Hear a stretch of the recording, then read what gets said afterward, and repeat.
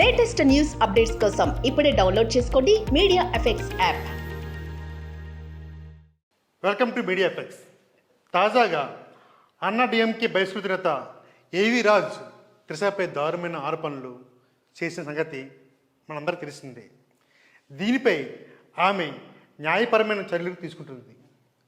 నటుడు మన్సూర్ అలీఖాన్ కూడా తనకు లియోలో రేప్ సీన్ ఉంటుందని ఆశించాడని, అయితే తనకు కనీసం ఆమెను చూపించదని వ్యాఖ్యానించాడు. దీనిపై తెలుగు తమిళ పరిశ్రమలు త్రిషకు మద్దతు తెలిసాయి. తాజాగా ఆ ఇంటర్వ్యూలో పాల్గొన్న త్రిష డేటింగ్పై ఓపెన్గా స్పందించింది. తాను పలువురితో డేటింగ్ చేశానని, రిలేషన్ పెట్టుకున్నానని స్వయంగా చెప్పింది. అయితే ఇవేవి ఒక్కరితో కూడా వర్కౌట్ అవ్వలేదని, భిన్నమైన మనస్తత్వాలు ఉన్న వ్యక్తులతో జీవించడం కష్టమని, జీవితం ఎప్పుడు ఆనందంగా ఉండదని అర్థమైందన్నారు.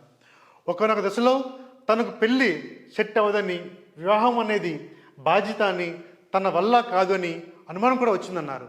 ఈ వయసులో తాను ప్రేమించుకోవడం అనేదే చాలా ముఖ్యమని, ఒకరి కోసం ఒకరు జీవించడం కన్నా మన కోసం మనం బతకడం మంచిదని ఆవిడ జీవితానికి అర్థం ఉంటుందని త్రిష అన్నారు. గతంలో త్రిష దగ్గుబాటి రాణ మధ్య రూమర్లు వచ్చాయి. ధనుష్తో సన్నిహితంగా ఉన్న ఫోటోలు లీకాయి. ఇటీవలే సింబుతో ఎఫ్ఐఆర్ ఉన్నట్టు కూడా వార్తలు వచ్చాయి.